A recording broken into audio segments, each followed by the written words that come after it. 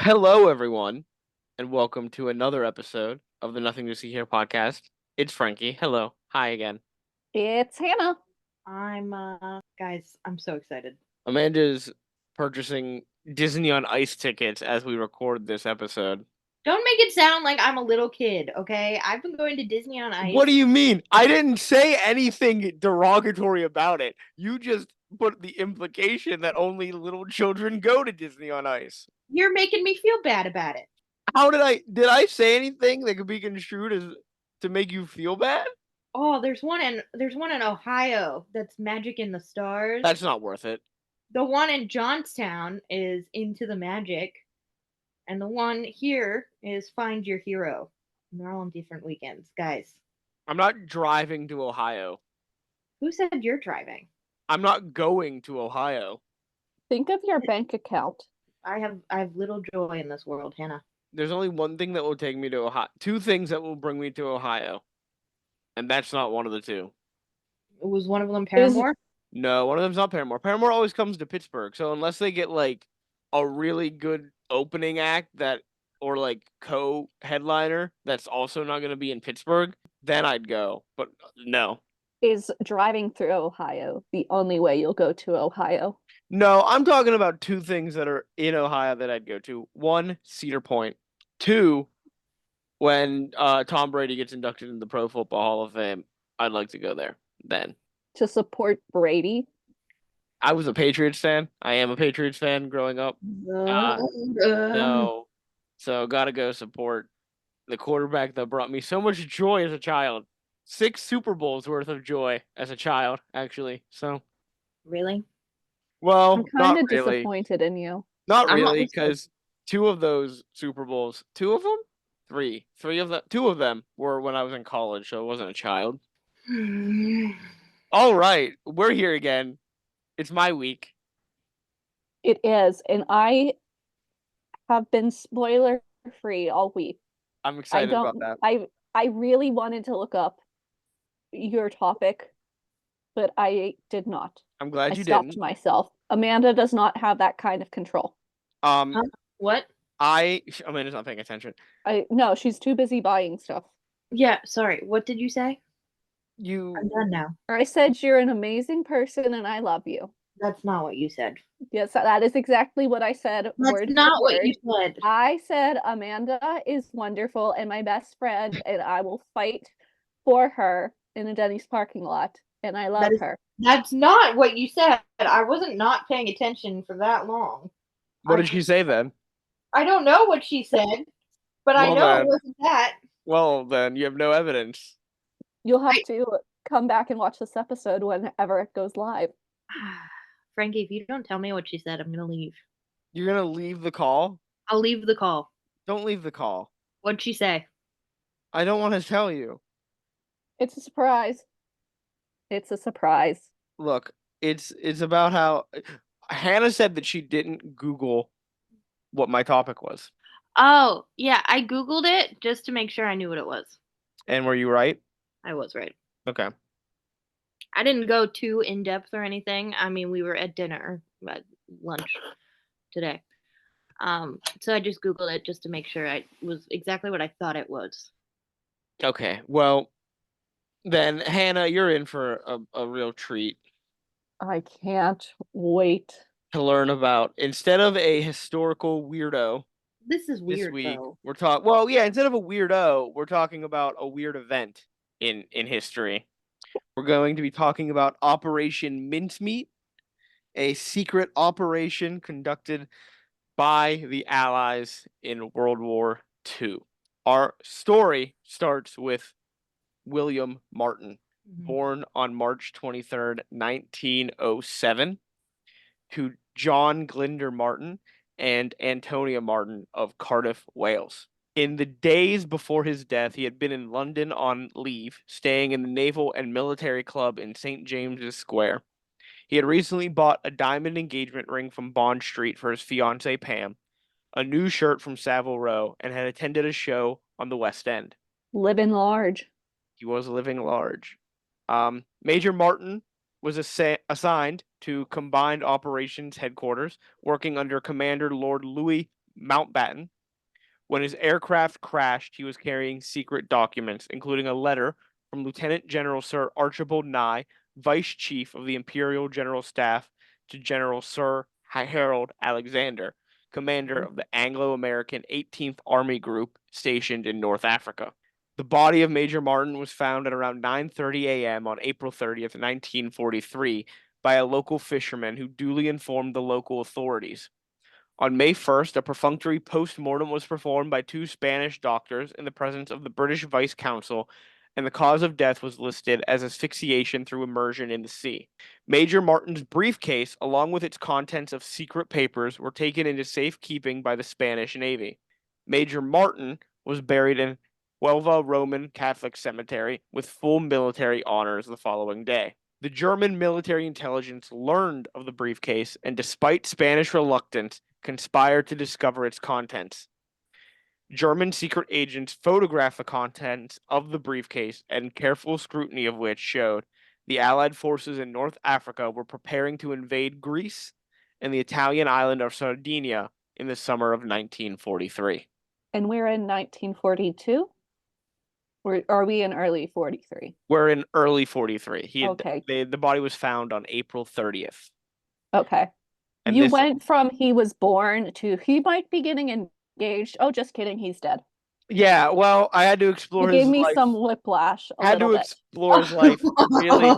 Oh my God. If this is who I think it is, Hannah, just wait for your whiplash to like actually lead you into a hospital. I had to explore his life really quickly for you, Hannah.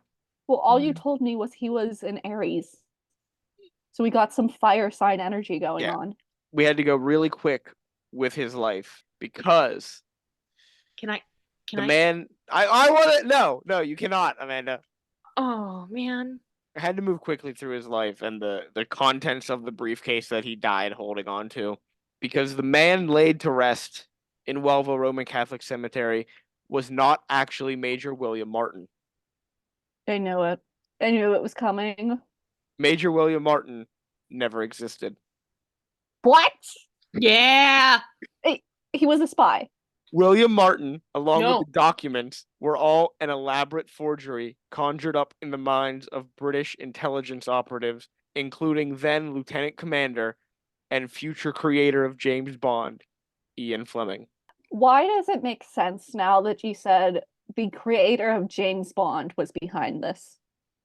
Everything, like, you can say anything, I'll be like, yeah, that checks. So, the operation that led to this body, which I will reveal the identity of the actual man later on.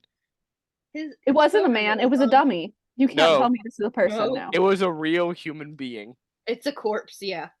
It's a corpse of a real human being. You How can did find this- his corpse on the Wikipedia page. It's quite ugly. looking. How did this I will person look that up later. end Thank up you very much. in Spain in April of 1943? Isn't this like misuse of a corpse? It's wartime. The government did it. Are they going to prosecute themselves? They should. They should. So, how did this come to be, Operation Mincemeat? Well, back in 1939, part of an operation called Barclay, Rear Admiral John Godfrey and his personal assistant, Lieutenant Commander Ian Fleming, both part of the Naval Intelligence Division in the English military, wrote what they called the Trout Memo. So called because the document compared deceiving an enemy in wartime with fly fishing. You The- lost me. The trout fisher casts patiently all day.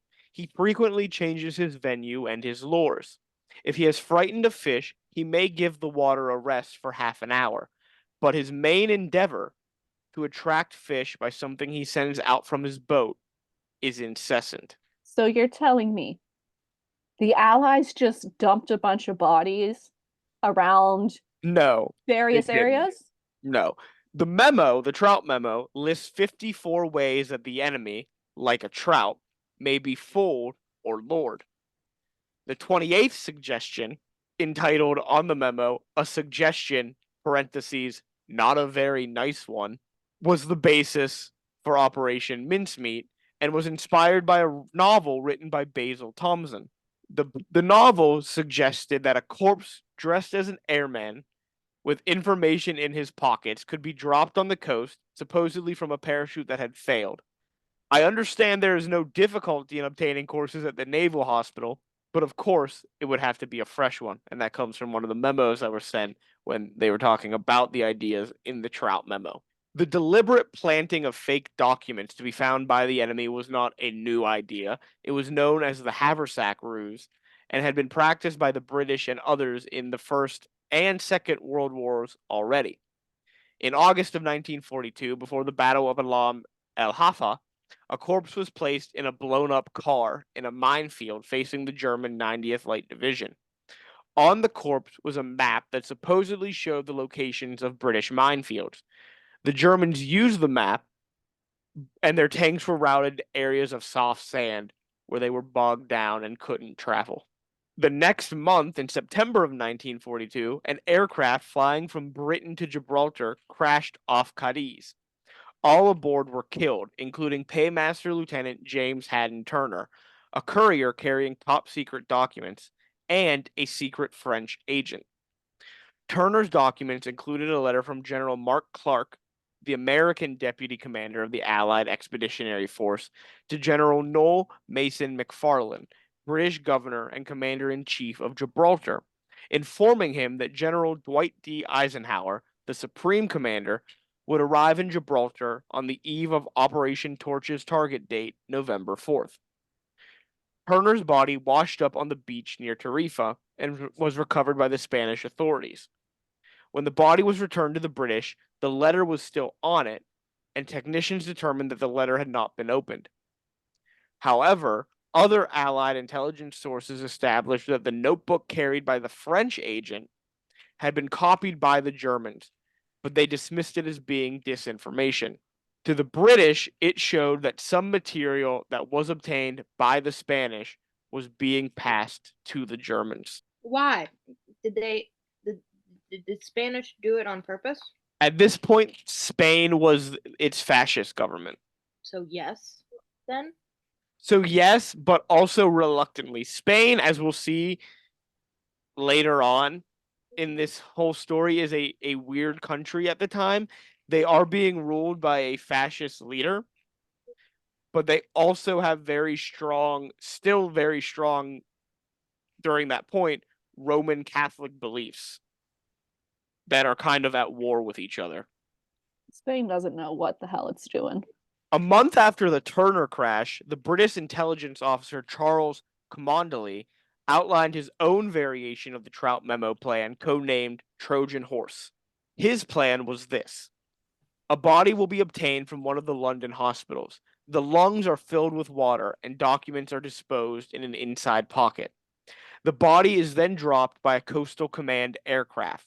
On being found, the supposition in the enemy's mind may well be that one of our aircraft has either been shot or forced down, and that this is one of their passengers. So they actually threw this corpse from a plane.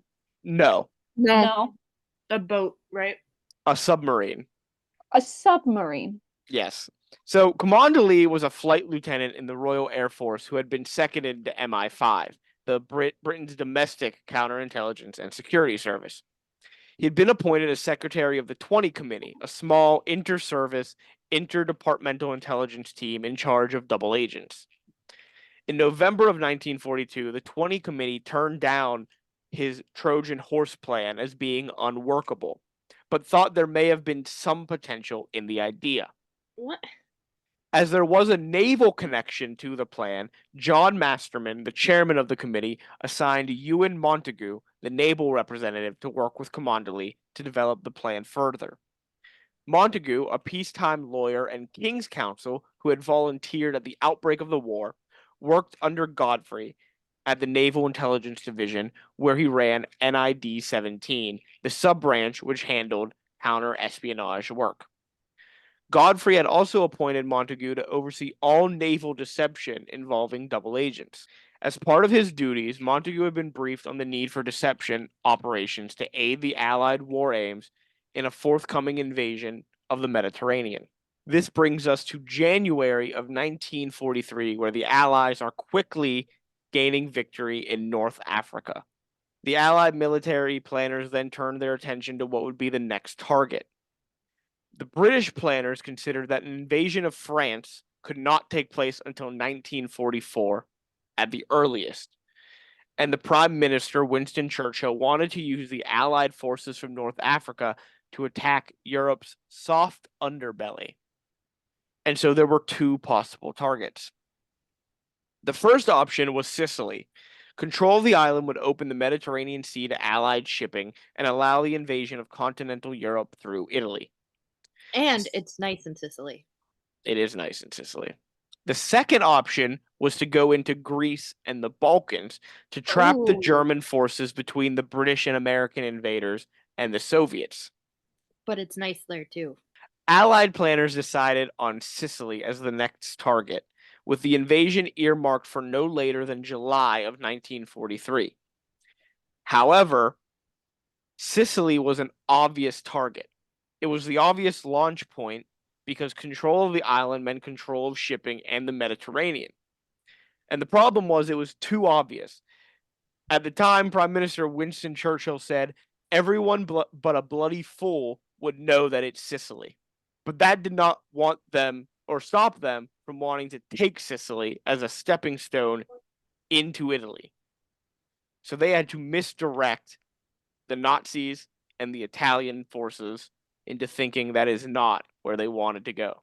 They had a slight advantage here because Adolf Hitler was concerned about a Balkan invasion more than he was concerned about a Sicily invasion, because the Balkans and Greece were the area had of the source of most of the German war industry's raw materials, including copper, bauxite, chrome, and oil. The Allies knew of this fear. Sorry, what was that, Hannah? I didn't say anything. I think Oh, that I was thought- Amanda. Oh, it was Amanda. I said, Okay, thank you. I mean, but you cut off the supply chain. Yes. That's not good for the enemy. So they launched Operation Barclay, a deception operation to play upon his concerns and to mislead the Germans into thinking the Balkans were the objective, diverting resources from Sicily. The deception reinforced German strategic thinking about the likely British target. To suggest that the Balkans were the target, the Allies set up a headquarters in Cairo for a fictional formation called the 12th Army. Military maneuvers were conducted in Syria, with the numbers inflated by dummy tanks and armored vehicles to deceive observers. They recruited Greek interpreters, and the Allies stockpiled Greek maps and currency. The 12th Army headquarters generated false communications about troop movements, while the Allied command post in Tunis, the actual headquarters for the Sicily invasion, reduced radio traffic by using landlines whenever possible. Montague and Camondelli were assisted by an MI6 representative, Major Frank Foley, as they examined the practicalities of the Trojan horse plan. Montague approached the pathologist Sir Bernard Spilsbury to determine what kind of body they would need and what factors they would need to take into account to fool a Spanish pathologist. Spilsbury informed him that those who died in an air crash often did so from shock and not drowning. The lungs would not necessarily be filled with water. He also added that, and I quote this, Spaniards, as Roman Catholics, were averse to post-mortems and did not hold them unless the cause of death was of great importance. Is that true? Is that true? That's Because what, I know, like, I don't like that assumption. that's what they there are believed at the definitely time. some religions that do not cut into the body. Like, I know that. But is Roman Catholic one? Or was one? That's what they believed that the Spanish did at the time. I'm not sure. I don't think that's a thing. Okay. Spilsbury advised that a person could have suffered one of many different causes of death, which could be misconstrued in an autopsy. Montague later wrote, if a post-mortem examination was made by someone who had formed the preconceived idea that the death was probably due to drowning, there was little likelihood that the difference between this liquid in lungs that had started to decompose and seawater would even be noticed. This meant that not only would they have a better degree of success than they previously thought, but there was a larger number of corpses potentially available for their selection. When Montague discussed the possibility of obtaining a corpse with Bentley Purchase, the coroner of the Northern District of London, he was told there would be He practical purchased. obtaining. Bentley Purchase is the name of a human being. Oh, okay. I thought you. Okay.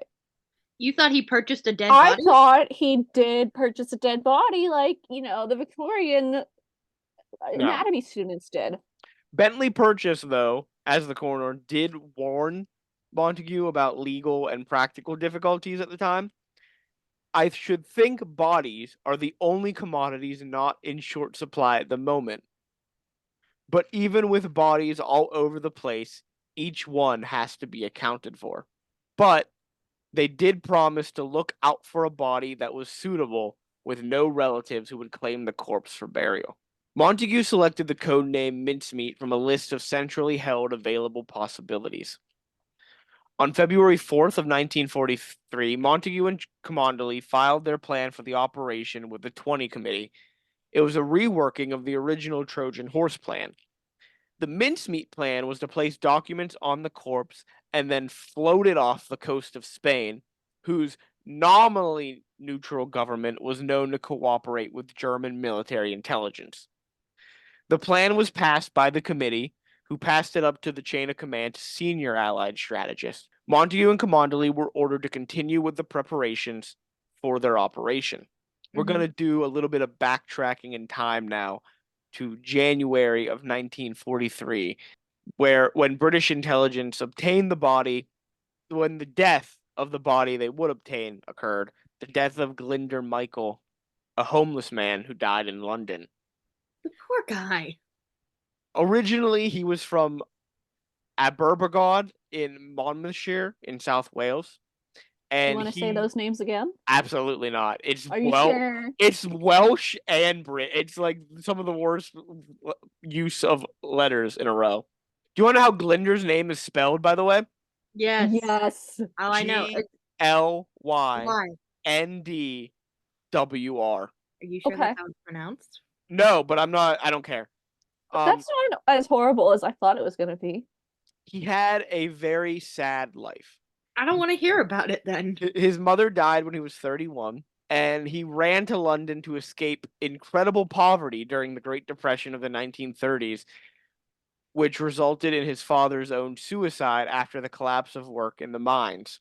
He struggled to hold down a job when he got to London, and he died on January 24th, 1943, from complications as a result of having ingested rat poison.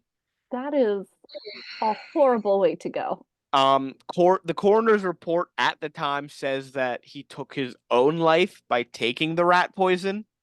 Okay, well, was rat poison in a piece of cheese, maybe? No one knows. All the coroner's report says. Chantal's Cheese Shop at 4402 Penn Avenue, Pittsburgh. The second one is the Cheese Queen at 156 Brownsville Road, Pittsburgh. The third one. Oh, can you stop it, please? 500 Brooktree Road, Oh, Wexford. Hey, Google, knock it off.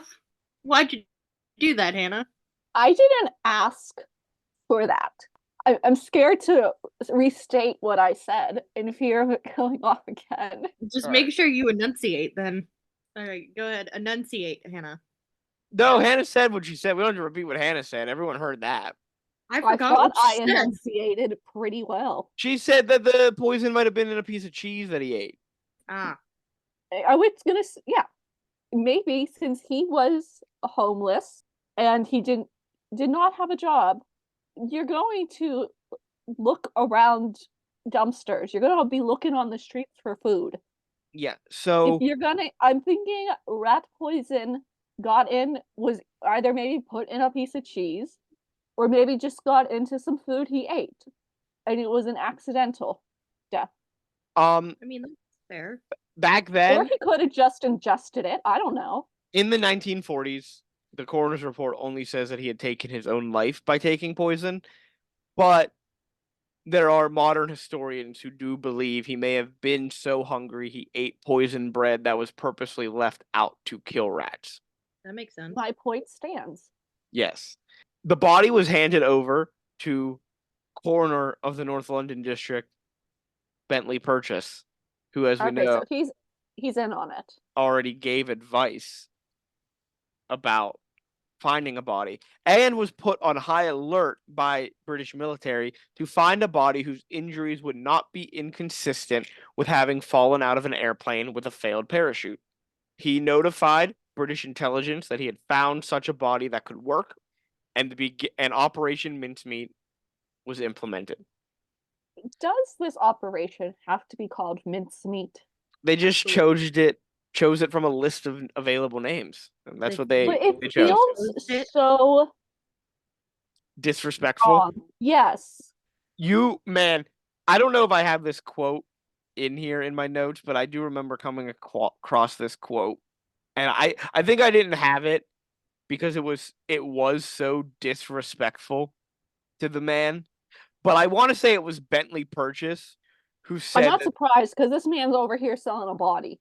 that this was the most important thing that Glinder Michael ever did in his life was dying. No. Oh, No. that makes me sad. It's very sad. I So- hope Bentley is getting poked with a stick in hell. So Why a stick? Pitchfork. to Up to the ass. introduce Double fisting. to sell the deception, a false identity was created for the body of Glinder, including a new name and military rank, a rank high enough to carry top secret documents, but one not important enough that the enemy would actually know who he was.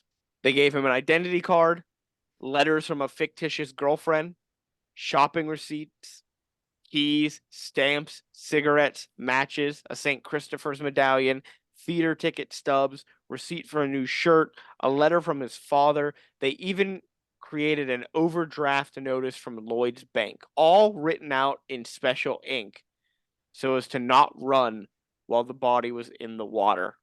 I have a very important question. Okay. What show were the ticket stubs for? I don't know. None of Frankie, you had none of one my- job. You none had of one my job. research has that information. You didn't do good enough research. They went to such incredible detail. They even wore his uniform and underwear so it would seem worn to the correct extent. How did they warrant? Did they have somebody else say you got to wear this underwear? Yeah, they did. Are you? They got a receptionist secretary from the intelligence agency named Jean Leslie to pretend to be his fiancee Pam, take pictures with Montague in the uniform, or work with Montague in the uniform, take pictures of her that were put into the pockets of the military uniform. They had pictures of when she and William Michaels got engaged. The story was so good that Jean Leslie, who played the role of Pam, revealed that Montague's wife became convinced he was having an affair with Jean Leslie. This story is wild. They needed to have documents that contained details of the false plans to land and invade the Balkans. And there were three criteria for these documents. The target had to be casually but not clearly identified. It should name Sicily and another location as cover, and it should be an unofficial correspondence that would not normally be sent by a diplomatic courier or an encoded signal. The main document was to be a personal letter from Lieutenant General Sir Archibald Nye, the Vice Chief of the Imperial General Staff, who had a deep knowledge of ongoing military operations, to General Sir Harold Alexander, the commander of the Anglo-American 18th Army Group in Algeria and Tunisia under General Eisenhower. After several attempts at drafting the letter, they couldn't generate anything that seemed like a natural letter. So they got Lieutenant General Nye to write the letter himself. The letter covered several purportedly sensitive subjects, such as the award of Purple Heart medals by the U.S. forces to British servicemen and the appointment of a new commander of the Brigade of Guards. The key part of the letter stated, "We have recent information that the Germans have been reinforcing and strengthening their defenses in Greece and Crete. The chief of the Imperial General Staff felt that our forces for the assault were insufficient. It was agreed by the chiefs of staff that the 5th Division should be reinforced by one brigade group for the assault on the beach south of Cape Araxos, and that a similar reinforcement should be made for the 56th Division at Kalamata." The letter then went on to identify Sicily as a fake target for the assaults. They also included a letter of introduction from Martin from his supposed commanding officer, Vice Admiral Lord Louis Mountbatten, the chief of the combined operations, to Admiral of the Fleet, Sir Andrew Cunningham, the commander-in-chief of the Mediterranean Fleet and Allied naval commander in the Mediterranean. Martin was referred to in the letter as an amphibious warfare expert on loan until the assault is over. The document included a clumsy joke about sardines, which was included in the hope that the Germans would see it as a reference to a planned invasion of Sardinia. A single black eyelash was placed within the letter to check if the Germans or Spanish had opened it. What was the bad joke? They don't include that either in any of the God research. damn it. I know, Hannah. I was reading this and it was all incredibly disappointing. There I want was to know the joke. I need to know the joke. there was one problem that they saw with the plan. The documents were supposed to be stored in the corpses' pockets. Well, they're going to get soaked in water, so no. Yes, well, they wrote them all in special ink that wouldn't run. But if it was in water, they should run. It was waterproof ink. Mm-hmm. Yes, but that wasn't the problem that they considered. That's a problem, Hannah, that you're smarter than them in considering. I'm so glad I'm smarter than a bunch of men from the 1940s. Their problem was more of an assumption of culture. There could be a Roman Catholic prejudice against tampering with corpses. Again, is this a Yeah, thing? Bad. What'd you say, Amanda? Yeah, because it's bad. Don't fuck with corpses. Yeah, that's true. Don't fuck with corpses. That's a PSA that's some advice from us. Don't fuck with corpses. Are you being sarcastic or are you being genuine? No, I'm being serious. Don't fuck with corpses. Don't do that. So what they did was put them in an official briefcase that would not be overlooked. To justify carrying the documents in a briefcase, Major Martin was given 2 proof copies of the official pamphlet on combined operations written by the author Hilary Saunders, then on Mountbatten's staff, and a letter from Mountbatten to Eisenhower asking him to write a brief foreword for the pamphlet's U.S. edition. The planning team first thought of having the handle clutched in the corpse's hand, held in place by rigor mortis, but the rigor would probably wear off and the briefcase would drift away. Instead, they equipped Martin with a leather-covered chain used by bank and jewelry couriers to secure their cases against snatching. The chain unobtrusively runs down a sleeve to the case. To Montague, it seemed unlikely the Major would keep the bag secured to his wrist during the long flight from Britain, so the chain was looped around the belt of his trench coat. They then had to give consideration to the location of the corpse's delivery. It had long been assumed that the western coast of Spain would be the ideal location. Early, they investigated the possibility of Portuguese and French coasts, but rejected those in favor of Huelva on the coast of southern Spain, after advice was taken from the hydrographer of the Navy regarding the tides and currents best suited to ensure the body landed where they wanted it to. Montague later outlined that the choice of Huelva was also made because there was a very active German agent who had excellent contacts with certain Spaniards, both official and others. The agent, Adolf Klaus, was the son of the German consul and operated under the cover of an agriculture technician. Huelva was also chosen because the British vice consul in the city, Francis Hazelden, was a reliable and helpful man who could be relied upon.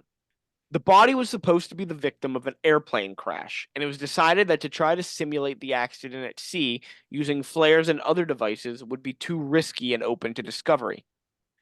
After seaplanes and surface ships were dismissed as being problematic, a submarine was chosen as the method of delivering the corpse to the region. To transport the body by submarine, it needed to be contained within the body of the boat, as any externally mounted container would have to be built with a skin so thick it would alter the level of the waterline. The canister needed to remain airtight and keep the corpse as fresh as possible throughout its journey. Spilsbury provided the medical requirements, and commendably contacted Charles Fraser Smith of the Ministry of Supply to produce the container, which was labeled "Handle with Care, Optical Instruments." On April 13th, 1943, the Committee of the Chiefs of Staff met and agreed that they thought the plan should go ahead.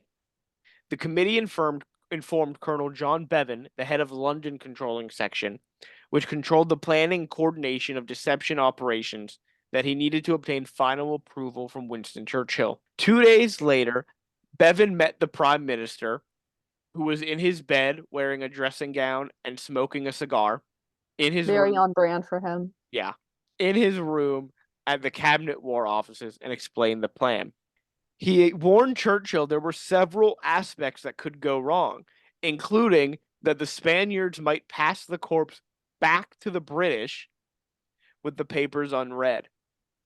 Churchill's reply, "In that case, we shall have to get the body back and give it another swim." Churchill, That is Churchill, also on brand for him. yeah, not giving a shit about a Mhm. corpse. Churchill gave his approval to the operation, but delegated the final confirmation to Eisenhower, the overall military commander in the Mediterranean. Bevan sent an encrypted telegram to Eisenhower's headquarters in Algeria requesting final confirmation, which was received on April 17th. Now remember, this body has been taken care of from the end of January until April 17th, when they finally Oh, had he approval. ripe. He's ripe. He's not right. They did preserve the body, but there was an issue. His hand fell off. They couldn't freeze the body like they would have liked to, because then if they froze it too much, when it thawed out, there would be obvious signs the body had been frozen. Do I But want to know what they did? well, that wasn't the issue. They did properly preserve the majority of the body, but the feet had frozen. Did they cut off his feet? No, instead they got a little mini electric heater and defrosted the feet so they could put the boots on properly. Okay. So cute. It's so cute. They then placed all the pocket litter on the body, attached to the briefcase, and put it in the canister with 21 pounds of dry ice and sealed it up. When the dry ice sublimated, it filled the canister with carbon dioxide, driving out any oxygen, preserving the body without the need for refrigeration. The canister was placed into the 1937 Fordson van of an MI5 driver, St. John Jock Horsfall, who was a racing champion before the war. Cammondley and Montague traveled in the back of the van, which drove the night to Greenock, West Scotland, where the canister was taken on board the submarine HMS Seraph, which was preparing for a deployment to the Mediterranean. Seraph's commander, Lieutenant Bill Joel, and crew had previous special operations experience, but none of the men actually knew that they were deploying a body into Spanish waters.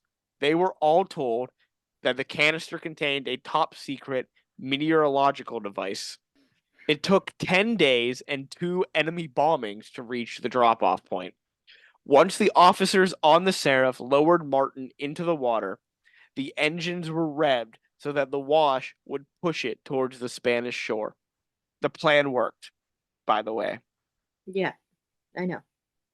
German secret agents passed copies of the fake documents onto German high command, who believed the deception and began redeploying their troops.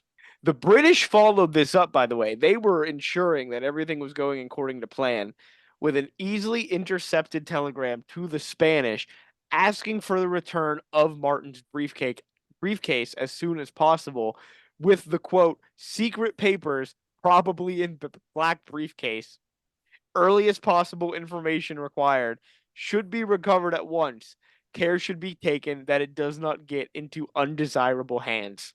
Now, if I had gotten that telegram, I would think something sus is going on. No, you wouldn't. Because no one is saying, hey, that body had secret documents. Can we have them back? Ooh, woo. Well, Spain was officially, even though, as you're seeing, they're working clearly with the Germans at some points. They were officially a neutral country. So sending that document to them wasn't, the telegram to them wasn't suspicious. But you're not going to say, hey, that body had secret documents. You are if it was a country that you supposedly trusted enough. Yeah. And the Germans don't know that we know that they have someone there working. I don't know. I think the writing is sus.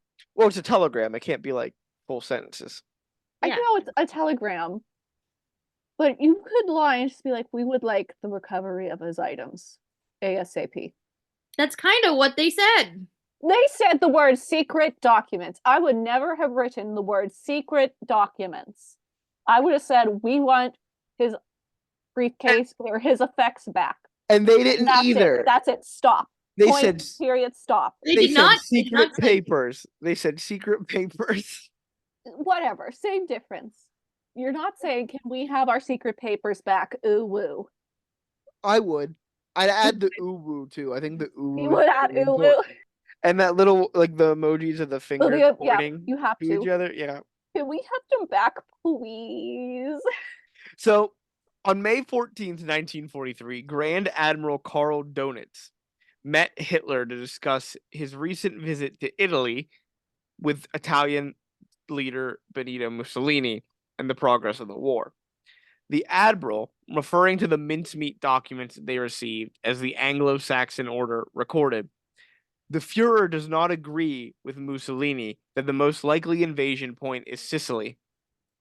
Furthermore, he believes that the discovered Anglo-Saxon order confirms the assumption that the planned attacks will be directed mainly against Sardinia." Hitler informed Mussolini that Greece, Sardinia, and Corsica must be defended at all costs, and that German troops would be best placed to do the job. He ordered that the experienced 1st Panzer Division be transferred from France to Greece. The order was intercepted by the Allied forces on May 21st. By the end of June, the German forces were on Sardinia that had been doubled to 10,000. German torpedo boats were moved from Sicily to the Greek islands in preparation, and German divisions were transferred to Greece and the Balkans. Upon learning of their success, Allied intelligence forces sent confirmation to Churchill reading, "Mincemeat swallowed, rod, line, and sinker." On July 9th, the Allies launched Operation Husky, the invasion of Sicily. Across 3 days, more than 150,000 ground troops were landed on the island, supported by 3,000 ships and more than 4,000 aircraft. German signals, intercepted by the government code and cipher school, showed that Operation Mincemeat had worked so well that 4 hours after the invasion began, 21 Axis aircraft left Sicily to reinforce Sardinia. Someone made an Ipsy. Yeah, and his name was Hitler. As they're being invaded, Hitler goes, "It's fine. Just move everyone into Sardinia. This is fine. It's fine. It's all fake. Fine. It's all fake." Because remember, they listed Sicily as their fake. Yes. Yes. Military historian John Latimer observes that the relative ease with which the Allies captured Sicily is not entirely because of mincemeat. He identifies other factors, including Hitler's distrust of the Italians, his unwillingness to risk German troops to defend Italy. And military historian Michael Howard describes mincemeat, though, as perhaps the most successful single deception operation of the entire World War. But he also considered mincemeat to have less impact on the course of the Sicily campaign than Hitler's, quote, congenital obsession with the Balkans. The exact impact of mincemeat is hard to calculate, whether it was that or the obsession with the Balkans or the distrust of the Italians or the reluctance to have German troops die defending Italy, or probably a combination of all four factors. The invasion of Sicily was successful beyond anyone's calculations. The British expected to have 10,000 killed or wounded in the first week of fighting. Only a seventh of that number became casualties. The Navy expected 300 ships would be sunk in the action, but they only lost 12. And they predicted that it would take 90 days to successfully invade Sicily, and the invasion was over in 38 days. All of this, the number of casualties, though, and the success in Sicily, while not entirely dependent on Operation Mincemeat, does need to be commemorated to the service posthumously and unwillingly of Glinder Michael. And That man deserved better. as I said before, he was buried in Spain with full military honors, and after the war was over, was I think fully inducted into the Royal Marines. Good for him. But It's a very nice thought, but at the same time, they literally just stole his corpse. yes, they did. But I was right. They did recognize him He deserved it. as a Royal Marines officer. He deserved it. They added to his inscription on his gravesite at the inscription on his grave in Spain reads William Martin, born March 29th, 1907, died April 24th, 1943, beloved son of John Glinder Martin and the late Antonia Martin of Cardiff, Wales, which is what the Spanish believed him to be. In 1998, the British government added the inscription Glinder Michael served as Major William Martin, Royal Marine. There is a war memorial in his hometown where a plaque commemorating him has been added that reads the man who never was. That's mean.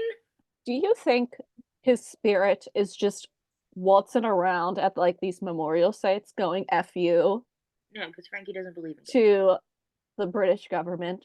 The memorial was a FU to the British No, government. no, no. Do you think Glinder Michaels, that is his name, right? Yeah, Glinder Okay. Glinder Michael. Okay. Do you think his spirit is like, chilling by the memorials and just screaming F you to the government? I don't think so. No? Because Frankie doesn't believe in ghosts. No, that's not why. That is why. Because they stole his corpse. They did steal his corpse. They committed abuse of a corpse. They did commit abuse of a corpse, but I think that what they allowed him to do in his death to save so many lives. Imagine you were able to save so many lives in your death. That's amazing, right? Okay, you got me there. I'm not commenting.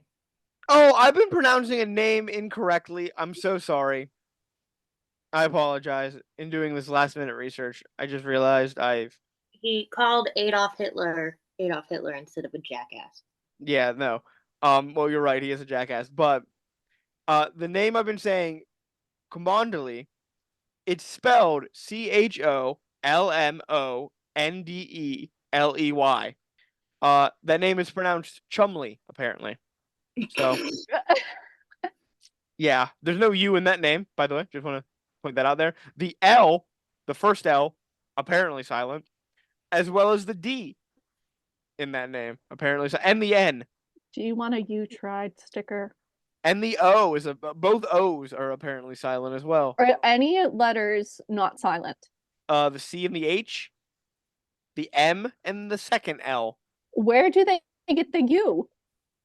I don't know. I'm seeing that because I'm in the footnotes of one of the things, and it says Jumanji is pronounced Chumley. I would never have guessed that in a million years. We all What learned a something today. we all did learn something today. By the way, what an amazing military operation. No. What do you mean no? No. The work put in to this deception saved thousands of lives. But it was mean to the dead guy. I feel like this means Amanda agrees with my ghost theory. See, No, I think this guy is too nice of a guy to be just like, fuck you to everyone. No, I didn't say to everyone. I said to the government. if I had died in a way that the Glinder the Glinder Michael had died, if I died in the way that Glinder Michael had died, and I had no family left, unmarried, no relationship, no children, no one else left in this world that cared about me. Parents are both dead.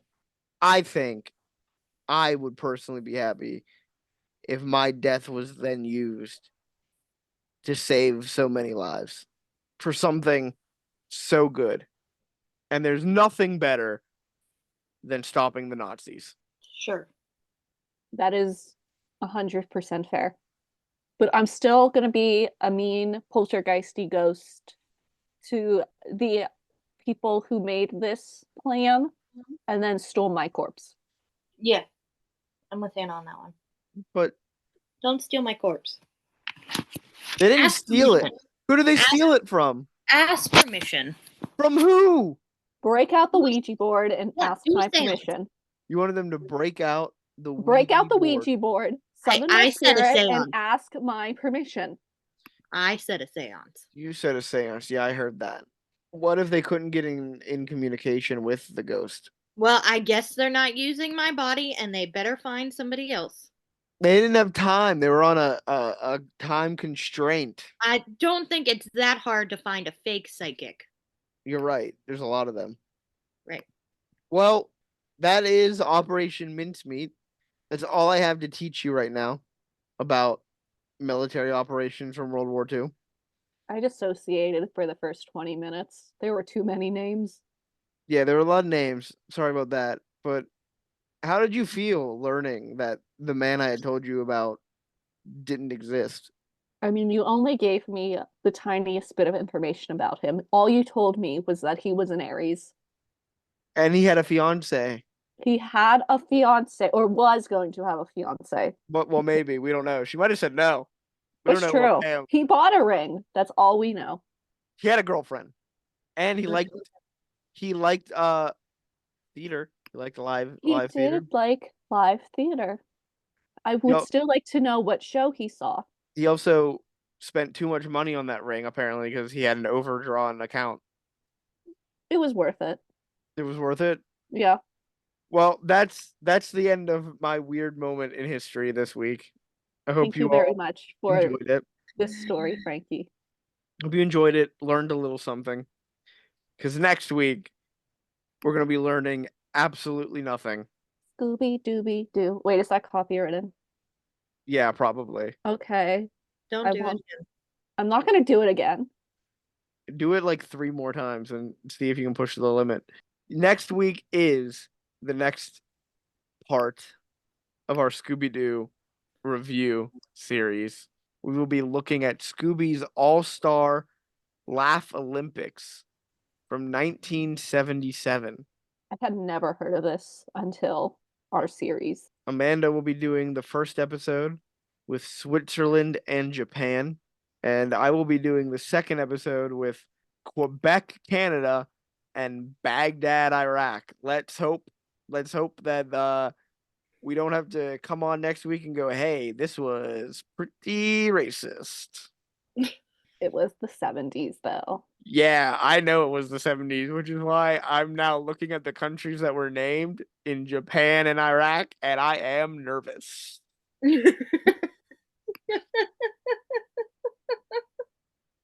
I am sweating a little bit on how much we're going to have to say, hey, we don't believe this, but this is what happened in the episode.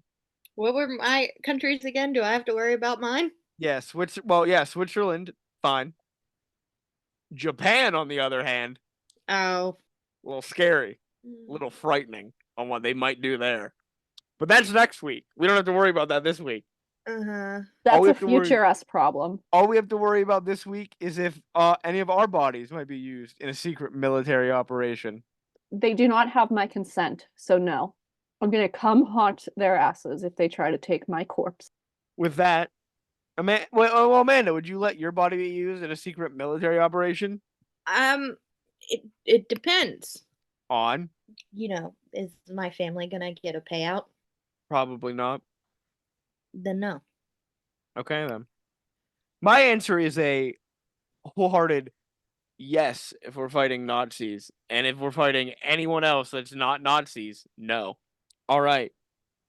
With that being said, let's take care of some business and wrap this episode up. We would appreciate if you left us a review on wherever you listen to this show, as well as give us a follow or subscribe to wherever you listen to the show. Please leave a review, though. That really helps out. And if you're listening on Spotify, you can answer a question that's attached to the episode. What do you think about the episode? You can answer that right there on Spotify, which is very nice. If you would like to email us any questions, any comments, any suggestions for ideas on one-off episodes, long-term projects that you would like to see the three of us do, you can send us an email, which is Nothing to see here podcast at gmail.com. As always, here is spelled HEAR. if you would like to see the artwork that Amanda has done and any of the funny memes that Hannah has photoshopped or take part in some quizzes that Hannah has been creating over there. That's been very nice to see.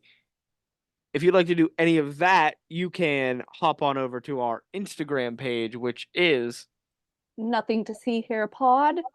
You will see a picture of Frankie dressed as a mongoose that's that amazing. Amanda drew. I'm excited about being a mongoose. She hasn't drawn it yet, but by the time this episode goes live, it's there. Yeah, by the time this episode goes live in like a month and a half, maybe a Yeah. month and a half. It'll be buried, so you have to go through and find it. But if you There. like to find our email or Instagram, that is also in the episode description for this episode, so you can find it there as well. Remember to share this with anyone you think would appreciate this, anyone who is a fan of history, anyone who's a fan of literature, anyone who's a fan of Disney movies, anyone who is a fan of Scooby-Doo himself, anyone who's a fan of weird demon hunters, Anyone who's a fan of spooky shit, you're And gonna it- like the show. and anyone who's a fan of three fools spewing their bullshit. Hey, we have PhDs in bullshit. Yeah, that's fine. We're still I do spewing not. it. Let's put some respect on our names. Please share this with anyone you think would appreciate that. Play us for your pets, play us for your friends.